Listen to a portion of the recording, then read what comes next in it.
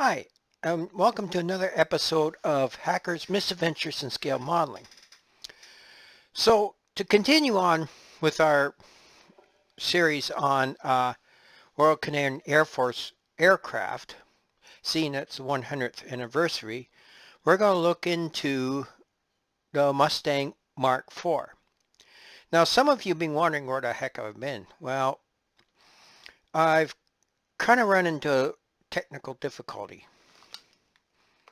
My headphones and microphone broke, and I was trying to find a replacement, but I haven't got any money right now to get it, at least not for a couple of weeks. But anyways, I borrowed these headless ones from my son. So anyways, so from my research, I found out that the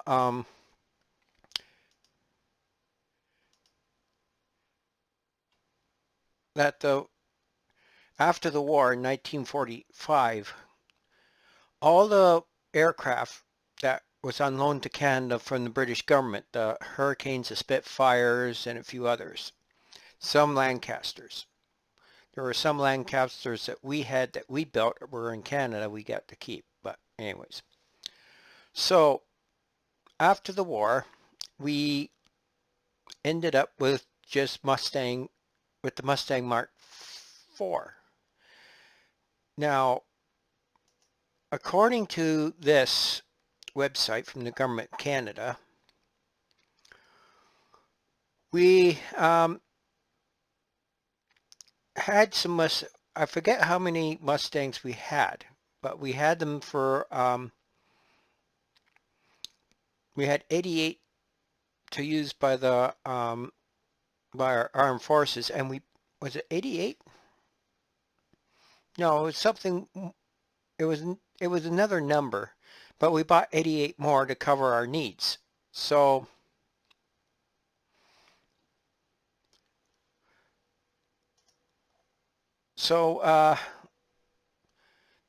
then we were also supplemented that with Vampires until 1961. So what we're going to do today is I can't find any specific videos or documentary on the Mustang in Canadian Air Force service. The only one I could find was a Mark I during the war. Now, Mark I had the Allison engine in it, and it had, I think it was 4 30 millimeter or 30 caliber, 30 caliber two machine guns in each wing, 2 of them, and they had a 50 in the nose. Now they also used Mark IIs, which they took the 50s out of the nose and replaced the 30s with 50s. So we'll be looking at that, and then after that we'll be looking into some models. I also got a couple of videos of a Mark IV and an air show, a couple of them, that give you an idea of how they were painted. Because I know for a fact they were painted with the red wing, with red markings and stuff like that. So let's get on and we'll see that one. So let's go have a watch and see what the show's all about. Wood of Toronto gives final instructions to Flying Officer D.M. Bitsy Grant of Calgary and Flying Officer J.A. Morton as they prepare for another day's work. While Morton's aircraft is made ready to act as Grant's weaver to protect him from rear attack. These men are ace pilots of an RCAF Army co-op. You can see the 50 calibers in the nose. Scoring big hits in train busting operations against the enemy. Train busting on a preconceived plan has ceased to be a hit-and-miss proposition and has assumed vital importance, paralyzing enemy-controlled rail traffic, creating an engine shortage, and in general, putting a real crimp in Germany's war effort. These operational films, supplied by the RCAF Film Unit to the Canadian Army newsreel and released here for the first time anywhere, show a routine day's work in the life of Betsy Grant and the other pilots in his squadron.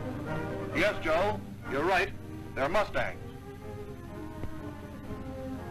Target for today, tally-ho, or whatever they say in the Air Force.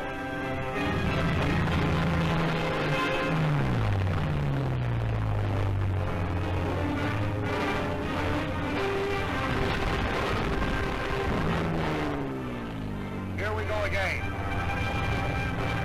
Again.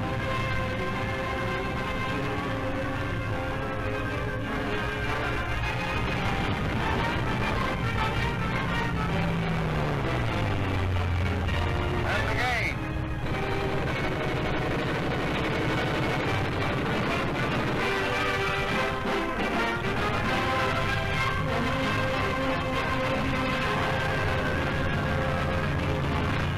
And again.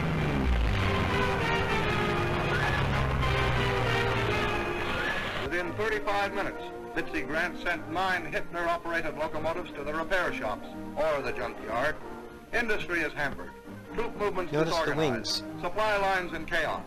It's just one more task in the very day of the Army Co-op pilots, but it's certainly a day well spent. I think some of those ones are modified to take an extra 2 guns in the wings. I have a video here, a couple of videos of restored Mustangs. That the 2 of them are actually former Royal Canadian Air Force Mustangs that were sold off in 1961 for about 5,000 a piece or something like, or 500 a piece, something like that. Anyways, we'll go have a look.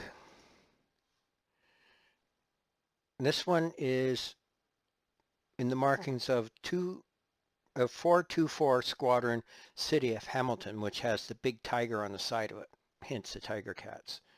Okay. It's called Tiger Squadron. I meant to say that's where Hamilton Tiger Cats get their name from.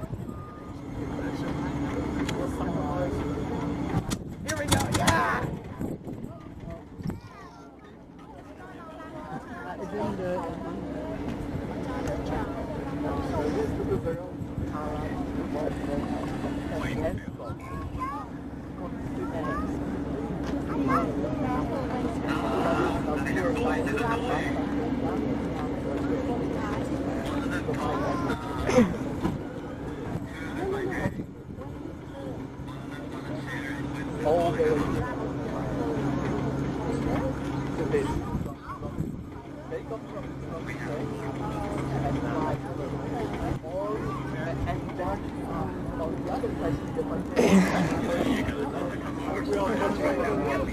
I wish I could. I'm out.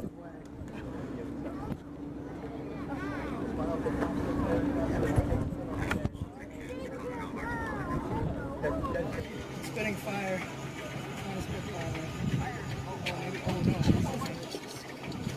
There's on fire. What's going on? Some of these guys in the back.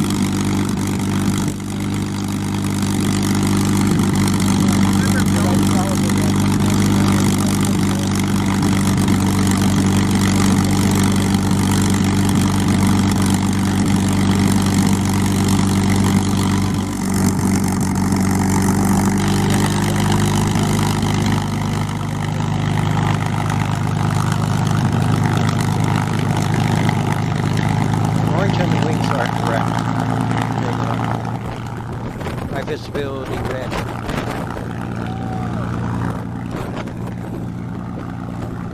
See the tiger on the side of it? I gotta do that.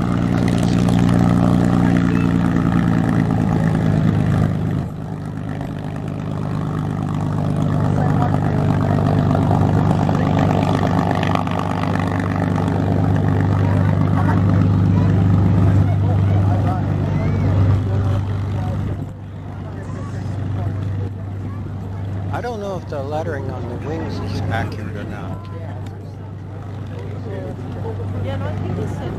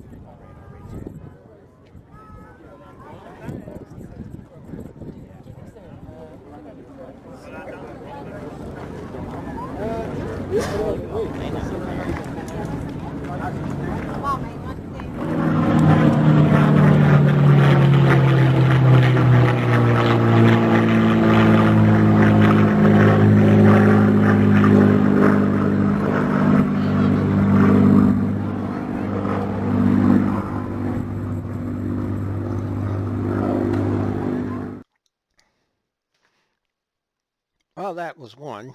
Now this one here is also Royal Canadian Air Force Mustang Mark IV, but it's in the markings just before the end of the war. Now this particular squadron is the 442 squadron that was based in England, and this particular one was quite colorful. Now this one is particularly colorful. I like this one too, but this is before the end of the war. So, but this particular squadron and this plane came back to Canada, but not in those markings, from what I understand. So I have to look up and see what actually happened to that plane one day. But this is another former RCAF Mustang, and it's been repainted in 442 squadron markings of this particular aircraft. So why don't let's have a look-see and see what it looks like. As you're moving around the grounds here behind the terminal building, a reminder of all of the different vendors that are out there. Lots of food and drink for you, and a lot of souvenirs from the air show. Watch that four-bladed prop go. Turn the music off.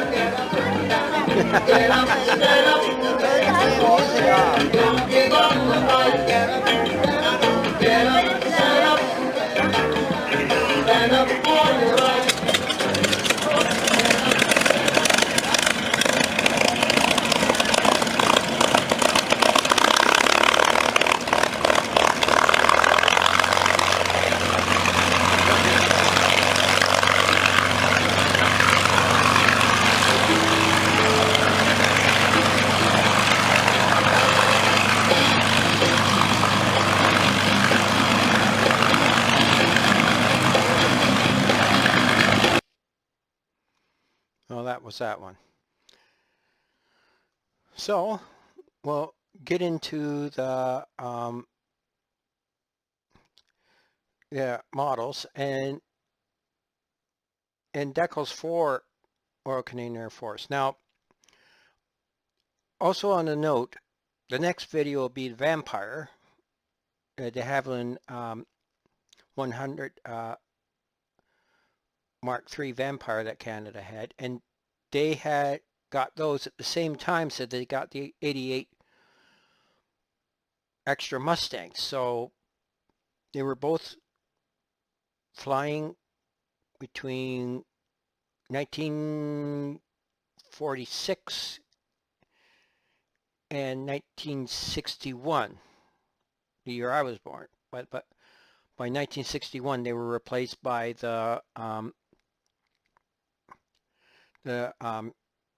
North American Sabre, the F-86, which after the Vampire will be the one I'll be doing. And then I'll break it up with something else interesting that has to do with Royal Canadian Air Force. So we're going to go now and find some models and decals that we could use on these aircraft. Most of my information I'm getting about the Royal Canadian Air Force, I'm getting from my book. I had this for a long time, so I have another book with Canadian aircraft in it, a couple others. So anyways, as for books, for the Mark I Mustang, there is an excellent book. In fact, there's probably a couple PDF books from IPMS Canada.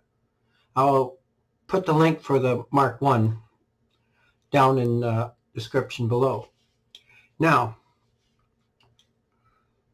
for the Mark I in 72nd scale, we got Special Hobbies kit, which comes with some resin interior, but spruces it up a bit. And we have the Atelieri.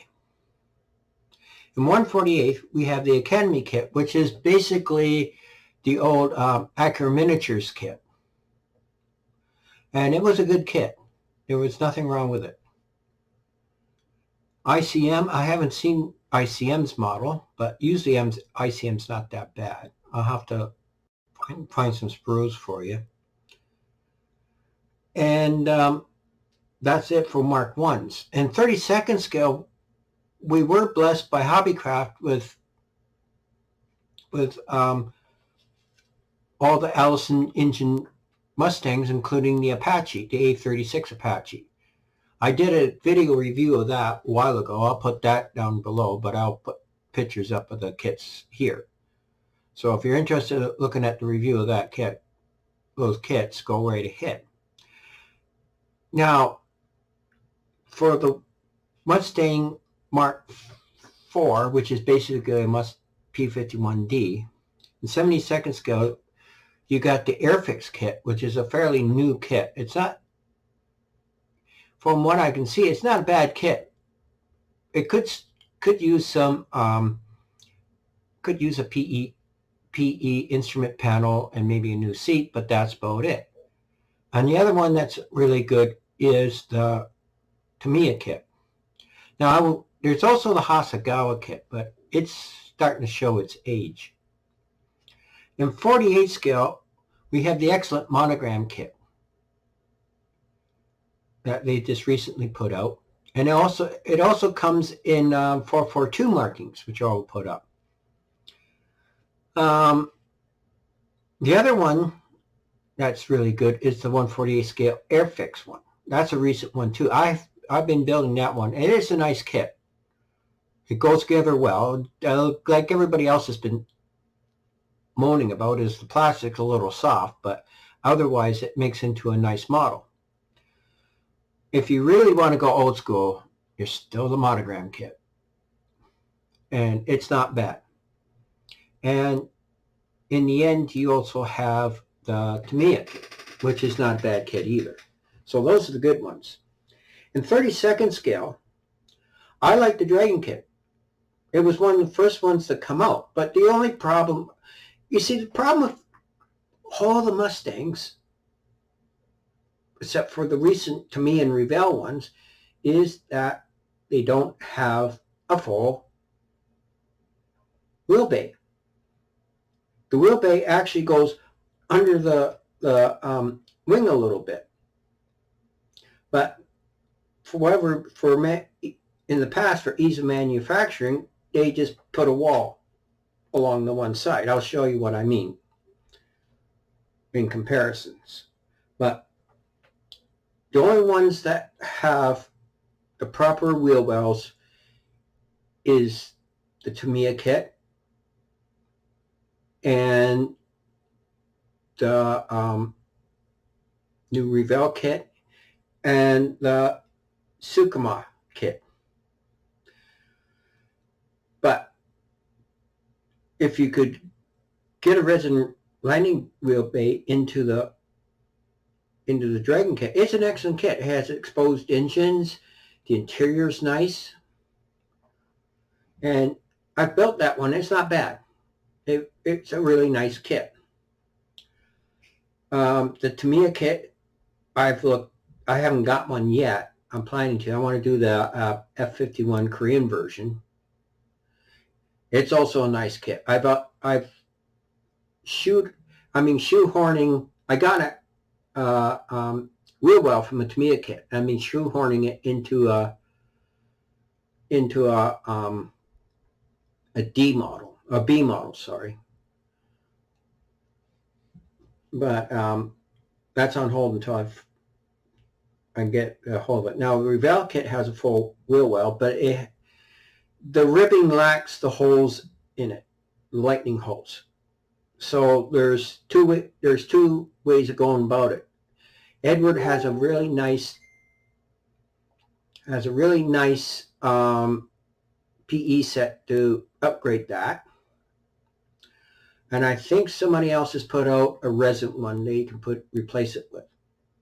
But otherwise, I like the Revell one. It's a nice kit.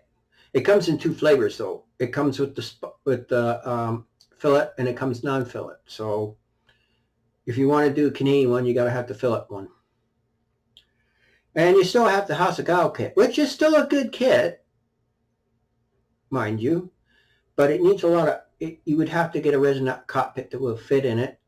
It has open gun bay, so you may have to either close that up or find some gun bays. And I'm not sure, but I'm pretty sure it has an engine, exposed engine, but you would have to replace it because it's a very simplistic engine.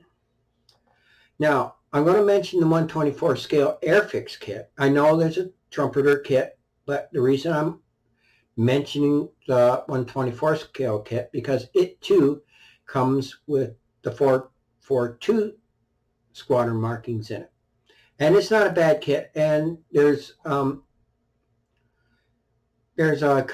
company that is putting out parts for that too. They're also putting out parts for all the 124 scale Airfix kit to snuff them, bring them up to snuff.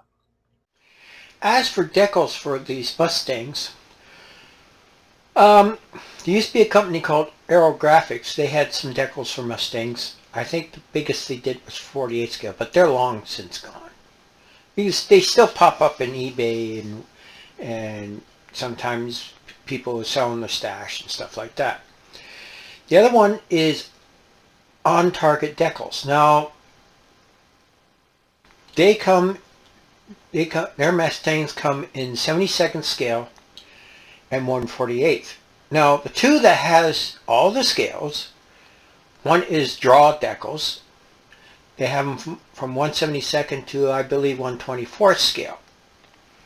Where leading edge models has decals that are 1/72nd, 1/48th, and 1/32nd. And that's about it. Other short than getting somebody to cut you a mask, if you want to do 1/24th scale, that's about it. So that's the end of the models and the decals that are available. Well, I hope you enjoyed that video, and please remember to subscribe to my channel and punch that like button. You also can donate to my channel through my PayPal, which is on the main page of my channel, and you also can donate through Patreon. So, as always, every build is an adventure, so go make it awesome, and we'll see you again later, and you have a good day. Goodbye.